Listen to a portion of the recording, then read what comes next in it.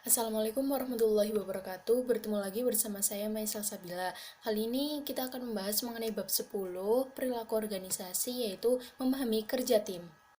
Yang pertama kita harus mengetahui dulu peta konsepnya, yaitu pertama ada pengertian dari kerja tim, perbedaan antara kelompok dan tim, tipe dalam sebuah tim, bagaimana menciptakan tim yang efektif, dan bagaimana mengubah individu menjadi pemain tim. Pertama ada pengertian dari kerja tim, yaitu kelompok yang usaha individunya itu menghasilkan kinerja yang lebih tinggi dari jumlah masukan individu. Yang kedua ada perbedaan kelompok dan tim, yaitu pertama ada kelompok kerja, kelompok yang berinteraksi terutama untuk berbagi informasi dan mengambil keputusan untuk membantu setiap anggota yang bekerja di dalam area tanggung jawabnya. Jadi kelompok kerja itu memiliki interaksi, tetapi sangat bergantung terhadap arahan pemimpin atasannya. Orang dengan satu kesamaan cenderung tidak saling mempengaruhi satu sama lain, berkomitmen mencapai tujuan bersama, dan berpedoman kepada komando pemimpin. Selanjutnya, tim kerja itu kelompok yang memiliki upaya individu yang menghasilkan kinerja yang lebih besar daripada jumlah input individu. Jadi, tim kerja itu cenderung memiliki interaksi yang lebih intens dan fokus pada kerjasama antar individu, atau tim kerja itu disebut dengan sekelompok orang yang terorganisir, setiap anggotanya memiliki peran khusus dan saling bertanggung jawab, memiliki keterampilan, dan saling melengkapi serta berkomitmen untuk mencapai tujuan bersama. Selanjutnya ada tipe tim. Pertama, tim pemecahan permasalahan, yaitu kelompok yang terdiri atas 5 hingga 12 karyawan dari departemen yang sama yang bertemu selama beberapa jam setiap minggu untuk membahas cara-cara untuk meningkatkan kualitas, efisiensi, dan lingkungan kerja. Nah, dalam hal ini juga para anggota berbagi gagasan dan menawarkan saran seputar proses dan metode-metode seperti apa yang akan dilakukan agar produktivitas itu dapat ditingkatkan. Dan tim juga membahas cara-cara untuk meningkatkan kualitas, efisiensi, dan lingkungan kerja. Selanjutnya, yang kedua ada tim kerja yang dikelola sendiri atau self-managed work, yaitu kelompok-kelompok yang terdiri atas 10 hingga 15 orang yang memerlukan tanggung jawab dari supervisor mereka sebelumnya. Nah, tanggung jawabnya itu meliputi apa aja? Tanggung jawabnya itu meliputi kecelakaan pekerjaan, penentuan penilaian pekerjaan, pemecahan masalah organisasi, pilihan-pilihan prosedur yang dilakukan secara kolektif, dan juga selain itu dapat menyelesaikan dan menjadwalkan kerja, memberikan tugas kepada para anggota, mengambil keputusan operasional, dan mengambil tindakan atas masalah. Dan yang ketiga yaitu tim fungsional silang atau cross functional team, yaitu tenaga kerja dari level hierarki yang sama tetapi dari tempat pekerjaan yang berbeda. Jadi itu orang-orang berkumpul dalam satu tempat.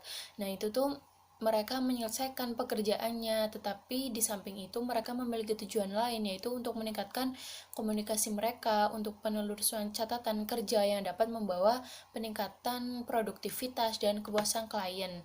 Dan tim ini juga merupakan suatu cara yang efektif untuk memungkinkan seseorang dari daerah beragam antara organisasi untuk saling bertukar informasi, mengembangkan gagasan baru, dan memecahkan sebuah kesulitan dalam sebuah masalah. Yang keempat, ada tim virtual atau virtual team, yaitu tim yang menggunakan teknologi komputer untuk mengikat bersama-sama secara fisik yang para anggotanya tersebar agar mencapai tujuan umum. Jadi, tim virtual ini tuh menggunakan teknologi komputer untuk menghubungkan orang-orang yang terpisah jarak secara fisik untuk mencapai sasaran atau tujuan bersama. Nah, tim ini juga memungkinkan orang melakukan kerjasama dengan metode online. Tim ini juga lebih banyak melakukan pekerjaan dalam berbagai hal informasi, pembuatan keputusan, dan perampungan sebuah pekerjaan. Selanjutnya, kita masuk ke menciptakan tim yang efektif. Di sini ada 3 model untuk menciptakan tim yang efektif. Pertama ada konteks, kedua komposisi, yang ketiga ada proses. Konteks itu meliputi sumber daya yang memadai, kepemimpinan dan struktur, iklim kepercayaan, evaluasi kinerja, dan sistem pemberian imbalan. Sedangkan komposisi itu meliputi kemampuan dari para anggota, kepribadian, mengalokasikan aturan, keragaman, besaran tim, fleksibilitas anggota, dan pilihan anggota. Dan yang terakhir ada dari proses, yaitu ada tujuan umum, tujuan spesifik, keberhasilan tim, level konflik, dan kemalasan sosial. Yuk kita bahas mulai dari yang pertama, yaitu konteks. Pertama yang dari konteks itu ada sumber daya yang memadai. Nah, setiap tim kerja itu bergantung pada sumber daya dari luar kelompok untuk mempertahankan sebuah timnya. Nah, jadi kelangkaan sumber daya itu secara langsung dapat menurunkan kemampuan tim untuk melaksanakan pekerjaan secara efektif dan mencapai tujuan. Salah satu faktor yang paling penting untuk efektivitas kinerja kelompok di antara beberapa faktor yang lain itu adalah dukungan terhadap kelompok. Nah, dukungan ini tuh dapat meliputi informasi secara tepat waktu, perlengkapan yang layak, kepegawaian yang memadai, pemberian semangat, dan bantuan administrasi. Yang kedua ada kepemimpinan dan struktur. Nah, pemimpin itu sangat penting dalam sebuah organisasi. Di sini tuh para pemimpin perlu untuk memberdayakan dengan mendelegasikan tanggung jawab kepada para anggota. Dan juga mereka itu memainkan peranan sebagai fasilitator, memastikan bahwa tim bekerja secara bersama-sama dan bukannya menentang satu dengan yang lainnya, dan tim yang dapat memiliki kepemimpinan bersama melalui pendelegasian yang efektif adalah lebih efektif daripada tim yang dengan struktur pemimpinan yang tunggal atau tradisional. Yang ketiga yaitu iklim kepercayaan. Nah, kepercayaan itu sangat dipentingkan dalam sebuah organisasi. Anggota tim yang efektif itu saling mempercayai antara satu dengan yang lainnya. Mereka juga memperlihatkan kepercayaannya kepada para pemimpin mereka. Kepercayaan antara anggota ini memfasilitasi kerjasama, menurunkan kebutuhan untuk memonitor perilaku satu sama lain, dan mengikat para anggota di sekeliling keyakinan bahwa orang lain dalam tim itu tidak akan mengambil keuntungan dari mereka. Yang terakhir ada evaluasi kinerja dan sistem pemberian imbalan. Evaluasi kinerja dan sistem pemberian imbalan ini dapat mengganggu perkembangan tim yang memiliki kinerja yang tinggi. Maka dari itu, selain mengevaluasi dan memberikan imbalan kepada karyawan yang telah memberikan kontribusi, maka manajemen harus mendivisi evaluasi tradisional yang berorientasi secara individual dan sistem pemberian imbalan untuk mencerminkan kinerja tim, dan menitikberatkan pada sistem hybrid yang mengakui para anggota individu atas hasil yang positif. Selanjutnya, yang kedua itu ada komposisi. Pertama, kemampuan dari para anggota. Di sini bisa menunjukkan bahwa kemampuan dari para anggota itu dibagi menjadi dua, yaitu pertama, ketika ada sebuah masalah itu yang dapat memecahkan masalah itu kelompok yang memiliki anggota yang cerdas.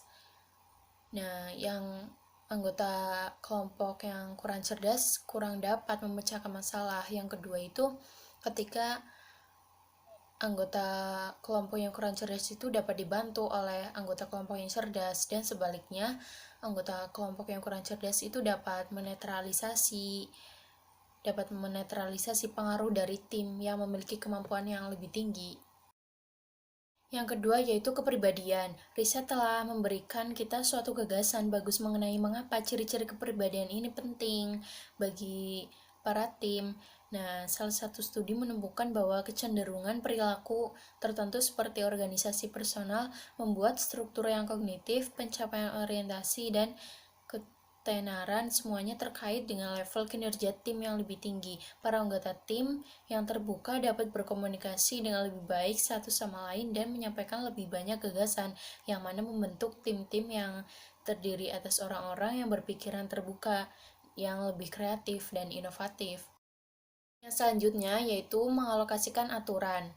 Tim kerja yang berhasil memiliki orang-orang yang terpilih untuk memainkan semua peran tersebut yang didasarkan pada keterampilan dan pilihan mereka. Untuk meningkatkan kemungkinan para anggota tim yang akan bekerja secara bersama-sama, para manajer perlu memahami kekuatan masing-masing individu yang berguna bagi tim, memilih para anggota dengan kekuatan-kekuatan mereka, dan mengalokasikan penugasan kerja yang sesuai dengan gaya yang dipilih oleh para anggota.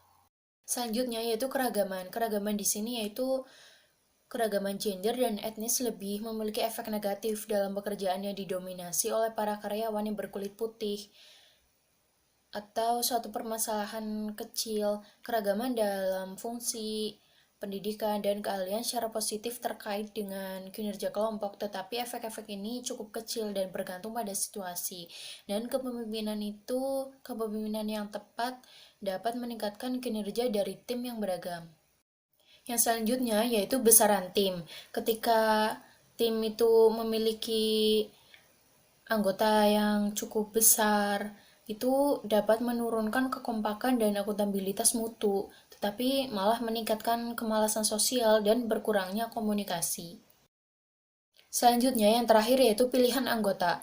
Ketika memilih para anggota tim, para manajer harus mempertimbangkan pilihan individu yang sejalan dengan kemampuan, kepribadian, dan keterampilan. Tim-tim yang memiliki kinerja yang tinggi cenderung terdiri atas orang-orang yang lebih memilih bekerja sebagai bagian dari suatu kelompok.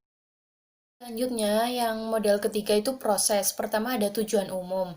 Tujuan umum dan rencana yaitu ketika tim-tim yang efektif itu dengan menganalisis misi dari tim, mengembangkan tujuan-tujuan untuk mencapai misi tersebut, dan menciptakan strategi-strategi untuk mencapai tujuan. Tim-tim yang secara konsisten mengerjakan dengan lebih baik harus menetapkan makna yang jelas dari apa yang perlu dilakukan dan bagaimana yang akan diperlakukan. Yang kedua yaitu tujuan spesifik. Tujuan spesifik itu tujuan-tujuan yang memfasilitasi komunikasi yang jelas. Mereka membantu tim mempertahankan fokus mereka kepada perolehan hasil. Yang ketiga yaitu keberhasilan tim. Keberhasilan tim itu ketika tim-tim yang telah berhasil akan meningkatkan keyakinan mereka mengenai keberhasilan pada masa mendatang, yang pada gilirannya akan memotivasi mereka untuk bekerja lebih keras lagi. Selain itu, tim-tim yang berbagi pengetahuan anggota di dalam tim dapat memperkuat kaitan antara para anggota tim yang berhasil dengan kreativitas individual mereka, karena para anggota dapat lebih secara efektif mengumpulkan pendapat atau nasihat daripada rekan satu kerjanya. Yang keempat yaitu mental model. Ketika tim-tim memiliki mental model yang salah, otomatis mereka akan stres. Itu akan dapat menurunkan kinerja mereka dan sebaliknya. Selanjutnya yaitu level konflik. Cara menyelesaikan konflik juga dapat dilakukan dengan membuat perbedaan di antara tim yang efektif dan tim yang tidak efektif. Nah, ketika tim yang efektif itu mereka menyelesaikan konflik dengan membahas permasalahan secara eksplisit, sedangkan tim yang tidak efektif mereka itu memiliki konflik, maka mereka berfokus lebih kepada kepribadian dan cara menyampaikan segala sesuatu. Yang terakhir yaitu kemalasan sosial. Para individu dapat terlibat dalam kemalasan sosial dan terdapat pada upaya kelompok ketika kontribusi itu mereka terlalu tidak dapat diidentifikasi. Jadi, tim-tim yang efektif dapat melemahkan kecenderungan ini dengan membuat para anggota secara individu dan bertanggung jawab secara bersama-sama untuk maksud, tujuan, dan pendekatan lain. Yang selanjutnya kita masuk ke mengubah individu menjadi pemain tim. Di sini ada 3 cara. Pertama pemilihan, kedua pelatihan, dan ketiga pemberian imbalan. Yuk kita bahas mulai dari pemilihan. Yang pertama yaitu pemilihan tim atau merekrut para pemain tim atau bisa disebut dengan seleksi. Jadi para individu itu memiliki keterampilan untuk menjadi sebuah pemain tim yang efektif. Ketika memperkerjakan anggota tim di samping keterampilan teknis yang perlu diperhatikan untuk mengisi pekerjaan, lebih harus pula dipastikan bahwa calon ini tuh dapat memenuhi peran mereka maupun persyaratan teknis. Banyak calon yang melamar pekerjaan tapi tidak mempunyai keahlian tim. Bila menghadapi calon semacam ini, maka pada dasarnya para manajer mempunyai 3 pilihan, yaitu pertama, calon dapat menjalani pelatihan untuk membuat mereka jadi pemain tim. Yang kedua ada mentransfer individu itu ke unit lain di dalam organisasi tanpa tim. Yang ketiga itu tidak mempekerjakan calon itu. Kedua yaitu pelatihan, menciptakan para pemain tim, yaitu sebagian besar orang yang dibesarkan pada lingkungan yang mementingkan prestasi, itu individual dapat dilatih untuk menjadi pemain tim. Spesialis pelatihan menjalankan latihan-latihan yang memungkinkan karyawan untuk mengalami kepuasan yang dapat diberikan oleh kerja tim. Yang terakhir yaitu pemberian imbalan atau pemberian ganjaran, menyediakan insentif agar menjadi seorang pemain tim yang baik. Sistem ganjaran ini perlu diperbaiki untuk mendorong upaya kooperatif bukan kompetitif. Promosi, kenaikan upah, bentuk-bentuk pengakuan lain hendaknya itu diberikan kepada individu untuk keefektifan mereka sebagai anggota tim. Tetapi hal ini tidak berarti bahwa kontribusi individualisme akan diabaikan, melainkan harus imbang antara kontribusi tanpa pamrih kepada orang lain, dan juga jangan melupakan imbalan secara intrinsik, misalnya persahabatan, yang mana persahabatan itu diperoleh dengan adanya sebuah kerja tim, dan persahabatan juga menjadi salah satu faktor untuk keberhasilan dalam sebuah tim.